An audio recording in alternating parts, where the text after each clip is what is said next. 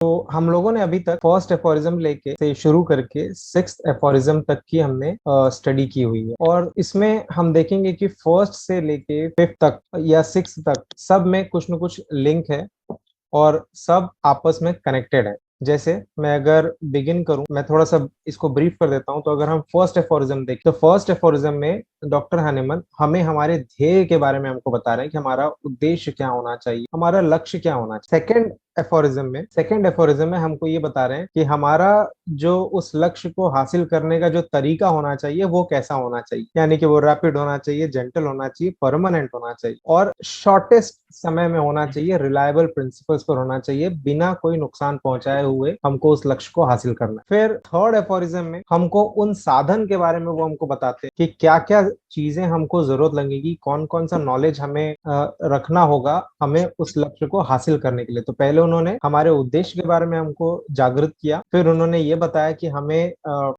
हमें उस उद्देश्य को या उस लक्ष्य को कैसे हासिल करना है। तीसरे एफोरिज्म में वो हमें ये बता तीसरे एफोरिज्म में वो हमको ये बताते हैं कि कौन कौन सा नॉलेज हमें चाहिए होगा जिसके बल पर या जिसका उपयोग करके हम अपने लक्ष्य को हासिल कर सकते। फिर चौथे एफोरिज्म में वो हमको बताते हैं कि जो लक्ष्य हमने हासिल किया है उसको हम कैसे स्टेबल रख सकते हैं, यानी अगर हमने किसी पेशेंट को डिजीज से हेल्थ में कन्वर्ट कर दिया है, उसको क्योर कर दिया है, तो उस क्योर को कैसे हम मेंटेन कर सकते हैं, यानी कि हम कैसे उसके हेल्थ को प्रिजर्व कर सकते हैं। जो लोग बीमार नहीं हैं उनको भी कैसे हम बीमार होने से बचा सकते हैं। तो ये हमको एफोरिज्म 4 में वो बताते हैं। और फिर फिफ्थ में आकर वो हमको ये बताते हैं कि आपको अगर एक्यूट का कोई कंप्लेन आया तो आपको क्या करना है, और अगर आपको कोई क्रॉनिक कंप्लेन का कोई पेशेंट आया तो आप क्या करेंगे, यानी एक्यूट का लक्ष्य साधने के लिए आप कैसे एम लगाएंगे, और आप अगर क्रॉनिक की डिजीज पर अपना लक्ष्य साध रहे हैं तो कैसे आप एम लगाएंगे, कैसे आप उसको प्रोसीड करेंगे। तो ये वो हमको एफोरिज्म 5 तक वो हमको समझाते हैं। फिर इसके बाद आता है एफोरिज्म नंबर 6।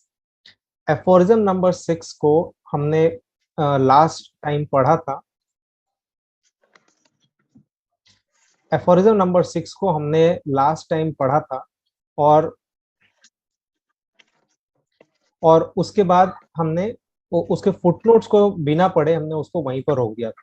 तो आज मैं एफोरिज्म नंबर 6 को वापस से पढ़ूंगा और फिर हम उसके फुटनोट पर जाएंगे। एफोरिज्म नंबर 6 पर वो हमें सावधान रहने के लिए कह रहे हैं। हमारे प्रीजुडाइसेस, हमारे जो पूर्वानुमान होंगे किसी के भी बारे में, हमारे जो पूर्वाग्रह होंगे किसी के भी बारे में, हमारी जो पहले की ही समझ होगी जो हमें मिसगाइड कर सकती है, उनसे सावधान रहने के लिए कह रहे हैं कि ये हमारे लक्ष्य में बाधक बन सकते हैं, या ये हमको पथ भ्रष्ट कर सकते हैं, हमको हमारे रास्ते से भटका सकते हैं।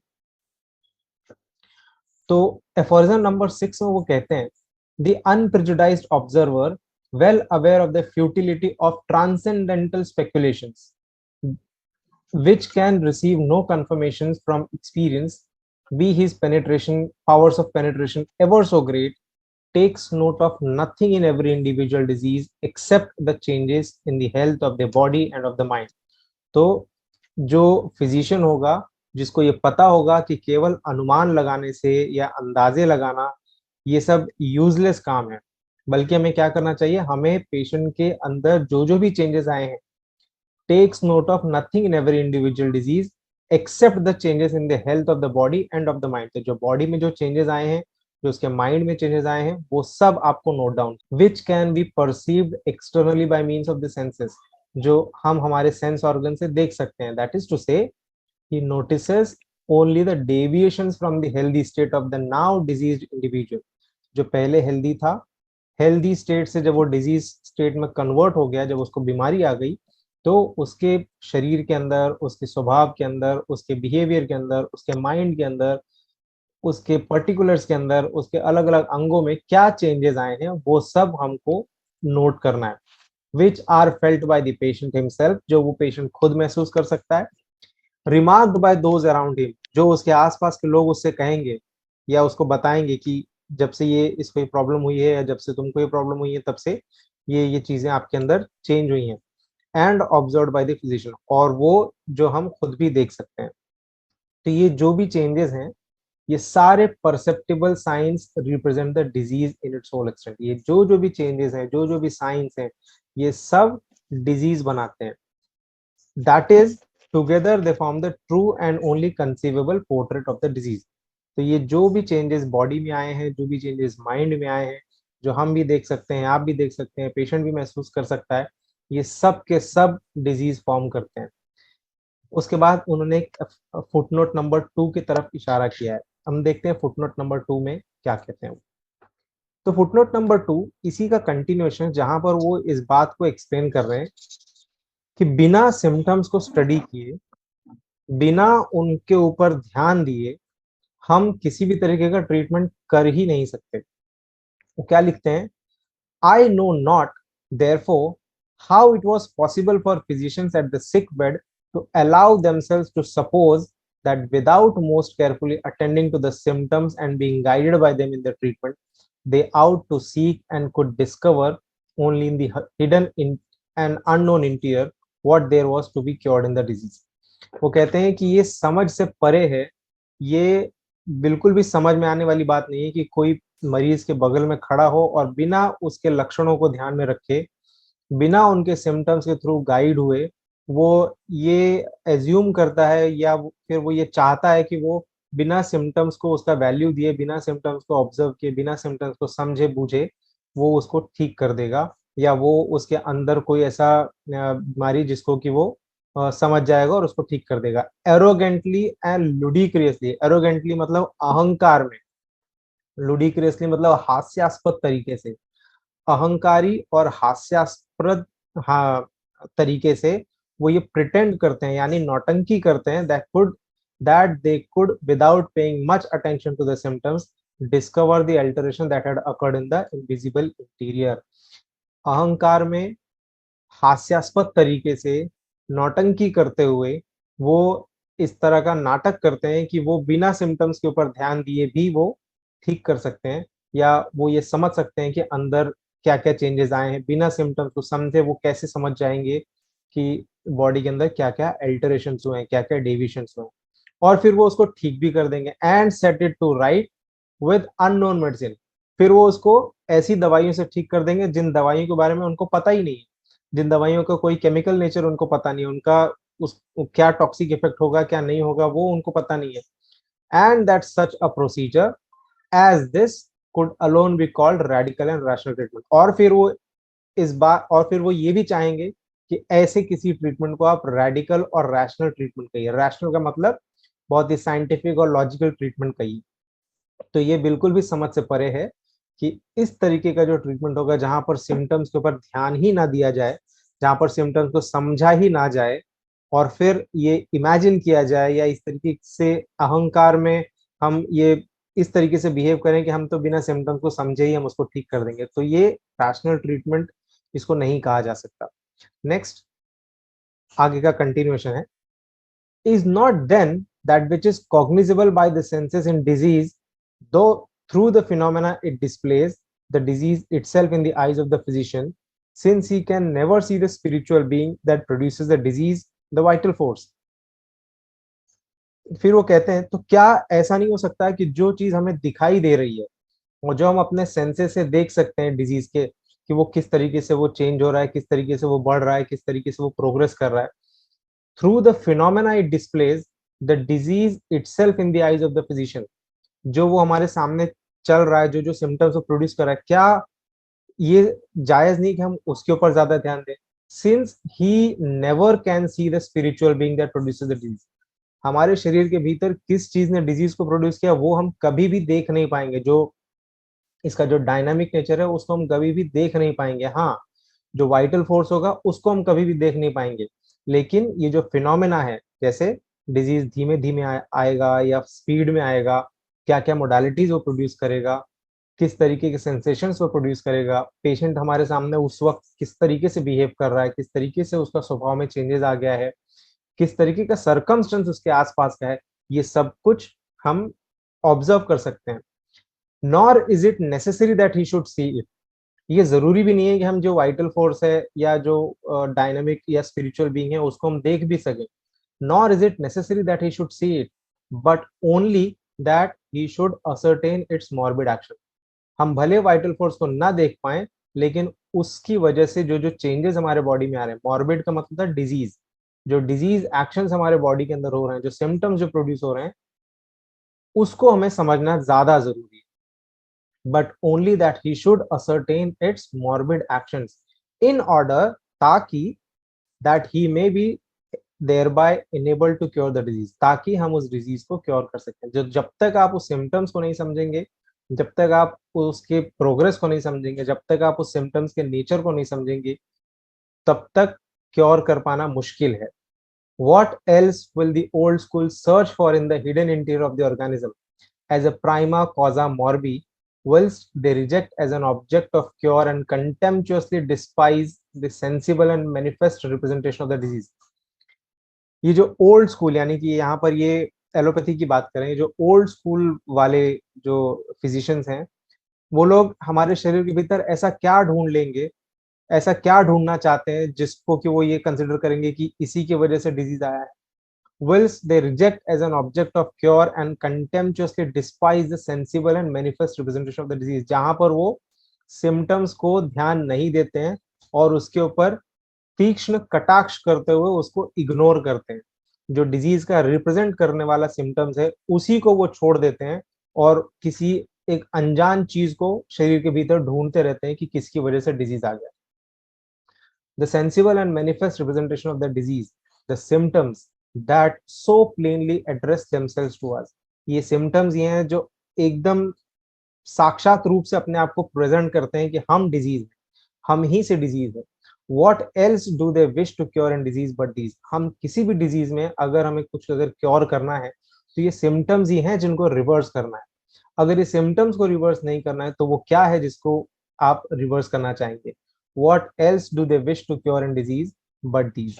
कहने का मतलब ये है कि हमें प्रीजुडाइज नहीं रखना है, हमें कोई पहले से ही अनुमान नहीं लगाना है कि क्यों कोई डिजीज आ गया या कोई डिजीज है तो उसके अंदर यही मेडिसिन जाएगी. जैसे मैं आपको बताता हूँ कि अगर किसी को किडनी स्टोन हो जाए, तो जनरली सबके दिमाग में मेडिसिन आ जाती है बर्बरिस वल्गैरिस. ये भी एक तरीके का प्रिजुडाइज है. हमने बिना उसके सिम्टम्स को देखे हुए, बिना उसके सिम्टम्स को परखे हुए, हमने डायरेक्टली बोल दिया कि अरे किडनी स्टोन है तो बर्बरिस वल्गैरिस ही होगा. ये भी एक तरीके का प्रिजुडाइज है. हो सकता है कि बर्बरिस वल्गैरिस वहां पर इंडिकेटेड ना हो. बहुत सारी ऐसी मेडिसिन हैं जो किडनी स्टोन पे काम में आती हैं, जैसे सरसापरिला है, परेरा ब्रेविया है, कैंथारिस है, अपना ऑक्सीमम कैनम है, और भी बहुत सारी हैं. लेकिन हमारे दिमाग में क्या आया? केवल और केवल बर्बरिस आया. किसी को अगर चोट लग जाए, तो हम ये नहीं देखते कि चोट कहाँ पर लगी है, चोट लगने का जो इंस्ट्रूमेंट था वो पॉइंटेड था कि शार्प था कि ब्लंट था, या हम ये नहीं देखते कि वो वुंड कैसा है, वो वुंड कंट्यूजन है या लैसरेटेड है या पिन पॉइंट इंजरी है या बर्न इंजरी है. बस इंजरी का नाम सुनते ही हम सबके दिमाग में, मैं जानता हूँ आपके दिमाग में भी इस वक्त आ गया होगा, आर्निका. लेकिन और भी बहुत सारी मेडिसिन हैं जहाँ पर आर्निका आर्निका का कोई रोल नहीं है, जहाँ पर हाइपरिकम काम कर सकती है, जहाँ पर स्टैफिसेग्रिया काम कर सकता है, जहाँ पर काली बाइक काम कर सकता है, जहाँ पर सिम्फाइटम काम कर सकता है, जहाँ पर रूटा काम कर सकता है, रस्टॉक्स काम कर सकता है. There are so many. तो अनप्रिजुडाइज्ड का मतलब क्या होता है? अनप्रिजुडाइज्ड का मतलब हमें किसी भी तरीके के बायस से या किसी भी तरीके के जो प्री कंसीव्ड ओपिनियंस हैं हमारे, जो हमारे पूर्व निर्धारित राय है, उनसे हमें मुक्त रहना है, हमें फ्री माइंड से रहना है. कोई भी एक पिक्चर लेकर नहीं चलना है. जैसे ऐसा माइंड में भी होता है, अगर अगर कोई पेशेंट हमसे बात करे तो हम तुरंत एक रूब्रिक उठा लेते हैं. हम उसका क्यों नहीं देखते कि उसने ऐसा क्यों कहा, हम ये नहीं देखते कि उसने कब ऐसा कहा, हम ये नहीं देखते कि उसने किस टोन में हमसे ये बात की, किस लहजे में उसने हमसे बात की. हम केवल उसके शब्दों पर ध्यान देते हैं और उस शब्द से मिलता जुलता कोई एक रूब्रिक ढूंढ लेते हैं. और फिर जब रिजल्ट नहीं मिलता तो हमको लगता है अरे पेशेंट ने तो यही बोला था. सारे टीचर्स बोलते हैं ये रूब्रिक, अगर अगर पेशेंट ऐसा बोले तो ये रूब्रिक ले लो. लेकिन सारे टीचर्स बोलते हैं उस रूब्रिक के पीछे का मतलब आप समझ, पेशेंट जो कह रहा है उसके कहने का मकसद क्या है. एक ही शब्द के बहुत सारे मतलब निकल सकते हैं. जो हमारे एक्सप्रेशंस होंगे, जो हमारी बातचीत होगी, हमारी बातचीत की शैली होगी, हमारी आवाज होगी, हमारी आवाज लाउड है, स्लो है, टोन कैसा है, किस तरीके का बात मैं कर रहा हूँ, मेरी बात में मिठास झलक रही है या मेरी बात में अहंकार झलक रहा है, या मेरी बात में भय आपको समझ में आ रहा है, या मेरी बात में आपको, मेरी बातचीत करने की शैली में आपको कोई हड़बड़ाहट नजर आ रही है।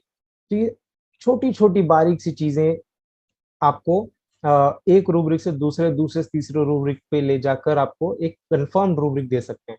तो हमको किसी भी तरीके का, चाहे वो मेडिसिन के प्रति हो, चाहे वो किसी डायग्नोसिस के प्रति हो, चाहे वो किसी डिजीज पर्सनालिटी के प्रति हो, चाहे वो कोई जो ये ड्रामेटाइज मटर मेडिका होता है, चाहे वो ही क्यों ना हो, हमें हर तरह के पूर्व निर्धारित राय से मुक्त रहना है। प्रीजुडाइज का मतलब क्या होता है? जो हम पहले से ही, हमारा पहले का पास्ट का कोई एक्सपीरियंस है, उसके बेसिस पर हमने कहीं देखा है, कहीं सुना है, कहीं पढ़ा है, या लोगों या दोस्तों ने कभी डिस्कस किया है, इन सब चीजों से क्या होता है कि हम एक राय बना लेते हैं जो कि वास्तविक अनुभव नहीं है, लेकिन हमने सुना है, हमने पढ़ा है, इस वजह से हम एक राय बना लेते हैं। तो हमें इस तरीके के हर तरह के राय से मुक्त रहना है। अगर हमारे ऐसे प्रिजुडाइसेस रहे तो क्या होने की संभावना है? अगर इस तरीके के प्रिजुडाइसेस रहे तो दो तरीके की प्रॉब्लम्स हो सकती है। या तो हम उसको कंप्लीटली इग्नोर कर देंगे, यानी नॉन नॉन ऑब्जर्वेशन हो सकता है। हमें कोई सिम्टम दिख रहा है, सपोज करिए मैं कोई केस ले रहा हूँ, और उस केस में मुझे अचानक ऐसा लग जाता है यार इसको तो लाइकोपोडियम ही देना है। और अब मैं क्या करूंगा कि अब मैं जितने भी सिम्टम्स आएंगे जो उस लाइकोपोडियम के खिलाफ होंगे, या जो उस लाइकोपोडियम के अगेंस्ट में जाएंगे, मैं उनको बहुत ही सेफली उसको इग्नोर करते जाऊंगा। क्यों? क्योंकि मैंने मन बना लिया है कि मुझे उसको लाइकोपोडियम देना है। तो अब इस प्रिजुडाइज की वजह से जितने भी सिम्टम्स आएंगे जो लाइकोपोडियम के अगेंस्ट में आएंगे, या जो मेरे पर्सनल बिलीफ के अगेंस्ट में जाएंगे, मैं उनको इग्नोर कर दूंगा। नहीं नहीं, ऐसा हो ही नहीं सकता, नहीं नहीं, ऐसा हो ही नहीं सकता। ऐसा कई बार आप लोगों ने देखा होगा, रेपर्टरी शीट में जब भी कोई रेयर मेडिसिन आ जाती है, तो हम लोग सोचते हैं नहीं ये रेयर तो नहीं हो सकता, इसको हटा दो। और उसकी तरफ हम देखते भी नहीं, हम ये भी कोशिश नहीं करते कि चलो यार एक बार इसका मटर मेडिका ही जाके देख। तो या तो नॉन ऑब्जर्वेशन हो सकता है, या फिर माल ऑब्जर्वेशन हो सकता है। माल ऑब्जर्वेशन का मतलब हो गया कि हम कोई गलत धारणा बना सकते हैं, या कोई गलत ऑब्जर्वेशन कर सकते हैं और उससे गलत निर्णय पर पहुंच सकते हैं। तो प्रीजुडाइसिस से इन दो तरह के एरर्स होने की संभावना है। या तो कंप्लीट एब्सेंस होगा, यानी हमने पूरा इग्नोर कर दिया है, या फिर पार्शियली हमने ऑब्जर्व तो किया है लेकिन उसे गलत आकलन निकाला, उसे गलत निर्णय लिया है। तो ये जो सिक्स्थ एफोरिज्म है, बेसिकली हमको कहना क्या चाहता है? ये हमसे ये कहता है कि सिकनेस जो है वो एक अल्टर्ड स्टेट ऑफ हेल्थ है। सिम्टम्स जो हैं वो इस अल्टर्ड स्टेट को रिप्रेजेंट करते हैं, और इस अल्टर्ड स्टेट को समझने के लिए हमको केवल सिम्टम्स को ही समझने की आवश्यकता है। हमको यही जो अल्टर्ड स्टेट है इसी को करेक्ट करना है, ये जो डिसऑर्डर है उसको ऑर्डर में लेकर आना है। तो ये हमको इस एफोरिज्म से हमको ये संदेश मिलता है कि हमको करना क्या है। तो अब सवाल आता है कि प्रिजुडाइसेस तो हम सबके मन में रहते ही हैं। ऐसा कोई व्यक्ति नहीं है जो प्रिजुडाइज ना हो, जिसकी पहले से ही कोई धारणाएं ना हो, चाहे राजनीतिक हमारी कोई पॉलिटिकल हमारे कोई ओपिनियंस हो, चाहे हमारी कोई मेडिसिनल ओपिनियन हो, चाहे सोशल ओपिनियन हो, चाहे कल्चरल ओपिनियन हो। हर तरह के हमारे प्रिजुडाइसेस हमारे पास होते हैं, लेकिन उन प्रिजुडाइसेस से हम कैसे बच सकते हैं?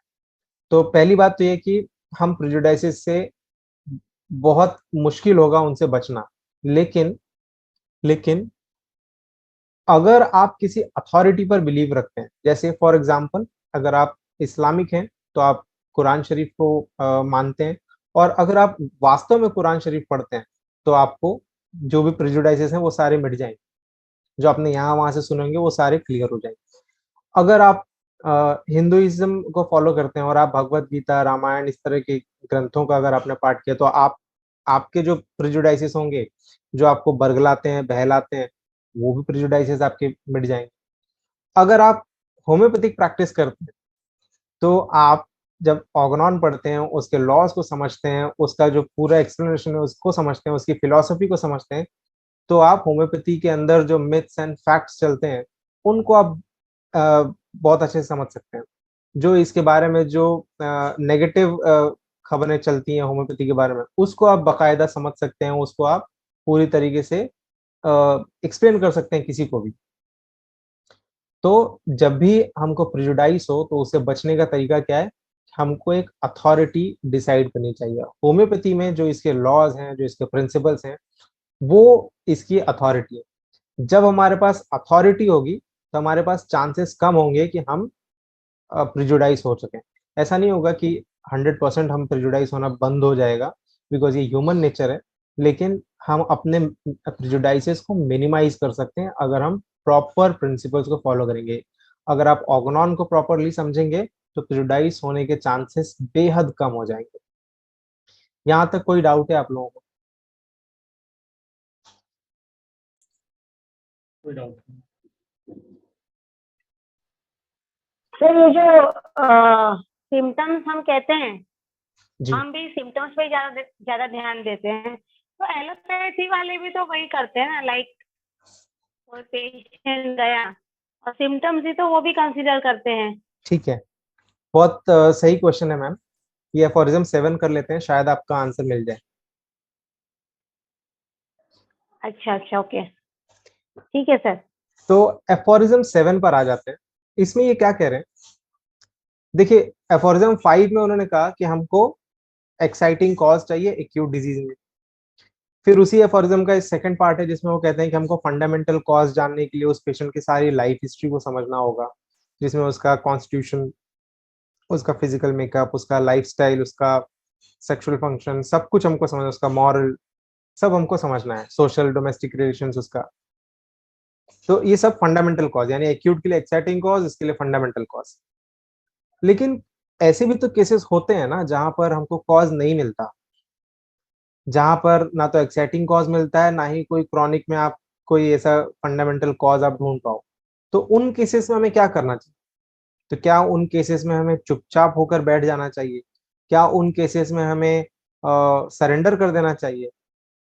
बिल्कुल नहीं। उन केसेस के लिए ये एफोरिज्म 7 है, वो लिखते हैं, now as in a disease from which no manifest exciting और मेंटेनिंग कॉज, जहां पर आपको एक्साइटिंग कॉज या मेंटेनिंग कॉज यानी कि कॉजा ओकेजनलिस नहीं मिल रहा है जिसको कि आपको निकालना है।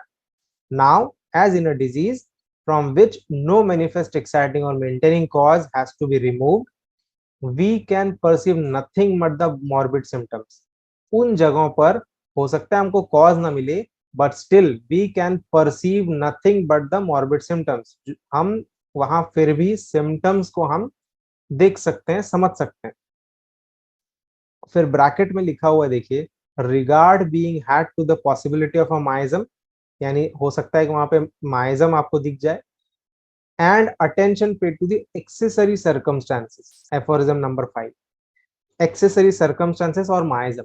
ठीक है, तो we can perceive nothing but morbid symptoms, it must, जो ऑरेंज में लिखा हुआ है बस उतना ध्यान दीजिए, we can perceive nothing but the morbid symptoms, it must be the symptoms alone by which the disease demands and points to the remedy suited to relieve it।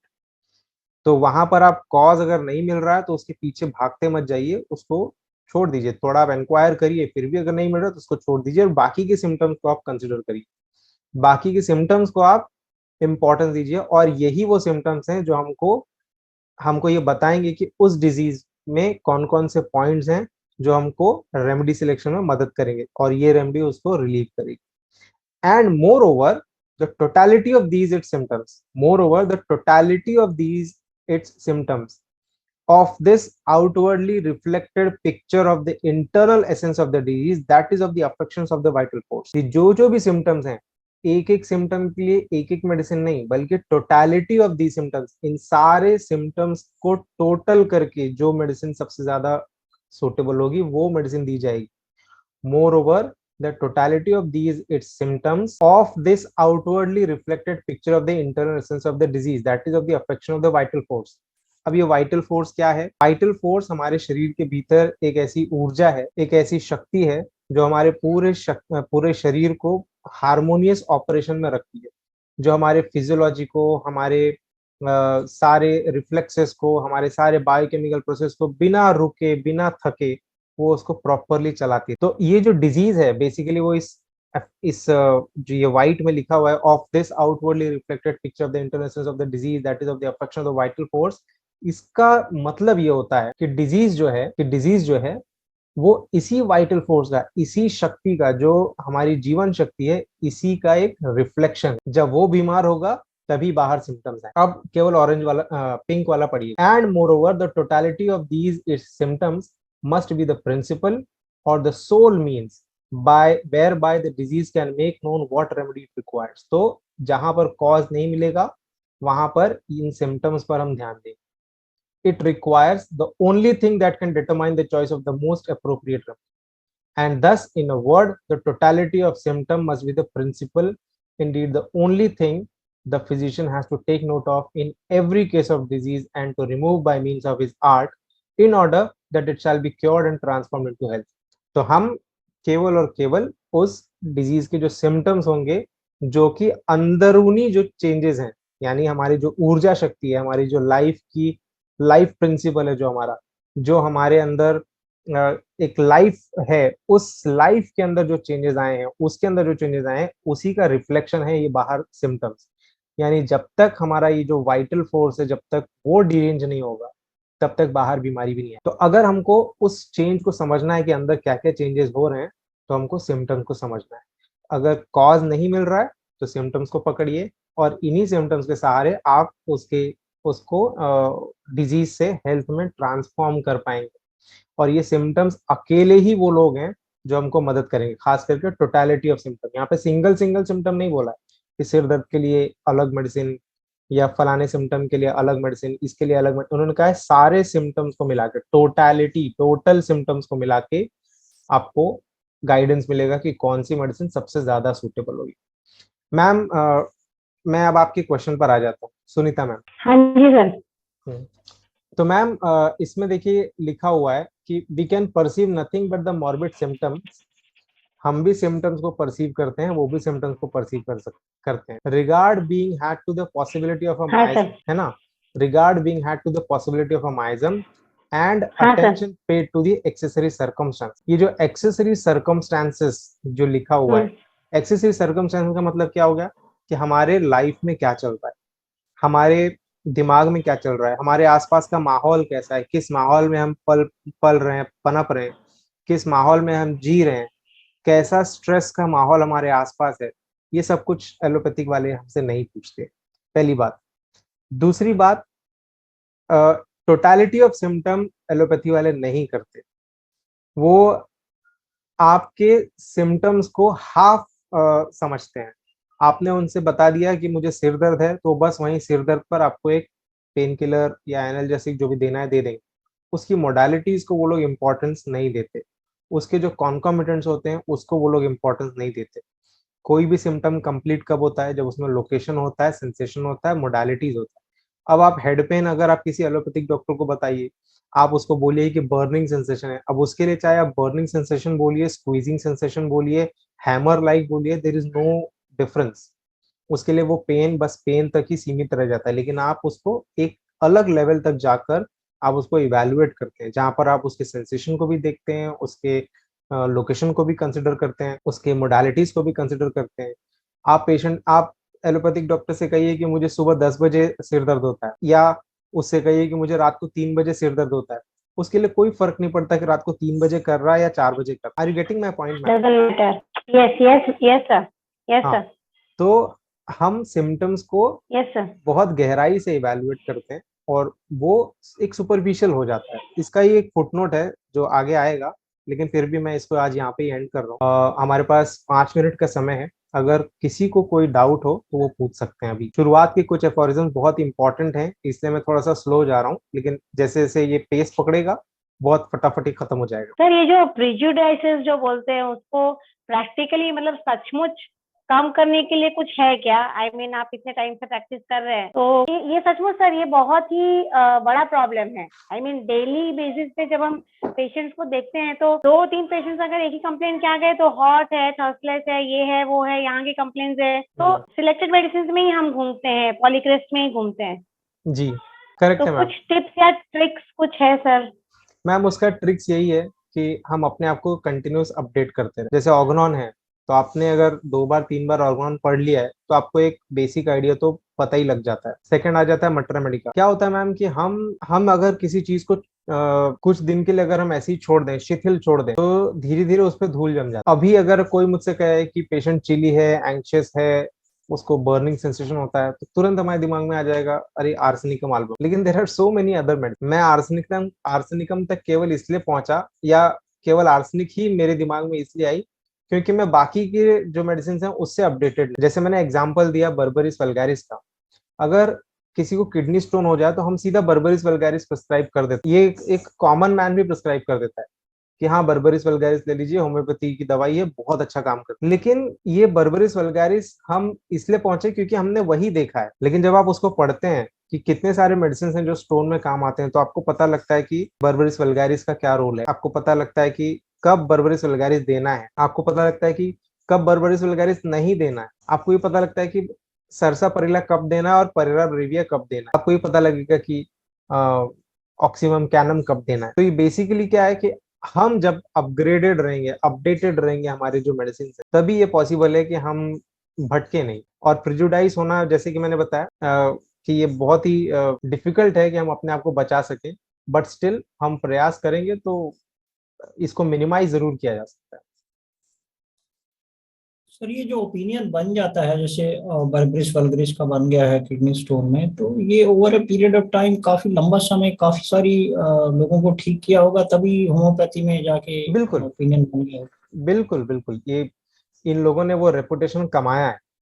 लेकिन इसका ये बिल्कुल भी अर्थ नहीं है कि सारे जो स्टोन के पेशेंट्स होंगे उनमें बर्बरिस वल्गारिस ही जाएगा। नेचुरली वो तो है, हम्म, बट जी। बट मेजोरिटी ऑफ केसेस में ऐसा मेजोरिटी लगा ऑफ होगा। Cases, definitely majority of cases में उसने हेल्प किया है, इसीलिए तो उसका रेपुटेशन बन गया ना कि किडनी स्टोन मतलब बर्बरिस वल्गारिस। सर ये फिर कितना गलत है जो मिनिस्ट्री ऑफ आयुष कह रही है कि आप कोविड में आर्सेनिक ले लो, या फिर कुछ और स्कूल ऑफ थॉट्स कह रहे हैं कैम्फर ले लो, तो ये बहुत ही गलत बात होगी ना। नहीं, ये ये तो अलग, कुछ भी। ये जो क्वेश्चन आपने पूछा ये अलग क्वेश्चन है, ये अभी आने वाला है, थोड़े ही एफोरिजम्स के बाद ही आएगा। इसके लिए ये एपिडेमिक का प्रिस्क्रिप्शन है, ये इंडिविजुअलाइज्ड प्रिस्क्रिप्शन नहीं होता है, ये इंडिविजुअलाइज्ड एपिडेमिक का प्रिस्क्रिप्शन है, और ये लोकेलिटी लोकेलिटी पे चेंज होता है। मैंने देखा था उस वक्त आगरा के जो डॉक्टर्स थे वो ब्राइनिया प्रिस्क्राइब कर रहे थे। मैंने ये भी देखा था कि जो यहाँ मुंबई में थे वो कैम्फोरा प्रिस्क्राइब कर रहे थे। फिर एक डॉक्टर थे जो सीपिया प्रिस्क्राइब कर रहे थे। फिर एक डॉक्टर थे जो आर्सेनिकम एल्बम को प्रमोट कर रहे थे। तो ऐसा नहीं है। हाँ, हमने ये भी देखा था कि पल्सिटिला भी यहाँ पर बहुत अच्छा काम कर रहा था यहाँ मुंबई। तो लोकेलिटी पर और उस एपिडेमिक का जो सिम्टम्स होते हैं उस पर वो चेंज हो जाता है। वो जीनस एपिडेमिकस कहा, तो वो इंडिविजुअल प्रिस्क्रिप्शन नहीं होता जहाँ पर हम इसको प्रिजुडाइज का नाम देते। प्रॉपर रिसर्च के साथ बनता है। हम आगे पढ़ेंगे उसके बारे में डिटेल्स, तो शायद मैं जी आपको जी। ज्यादा अच्छे से समझा। सर ये PQRS का फुल फॉर्म क्या रहता है? पीक्यूआरएस का मतलब केवल कैरेक्टरिस्टिक सिम्टम है। हमारे पास 1 मिनट से भी कम समय का बचा हुआ है। अगर कोई और क्वेश्चन हो तो आप लोग टेलीग्राम पे पूछ लीजिएगा। Okay sir. फिलहाल आज का यहीं पर समाप्त करते हैं, कल फिर इसी समय मिलेंगे 9 बजे। Sure sir, thank you sir, okay, good night. Good night.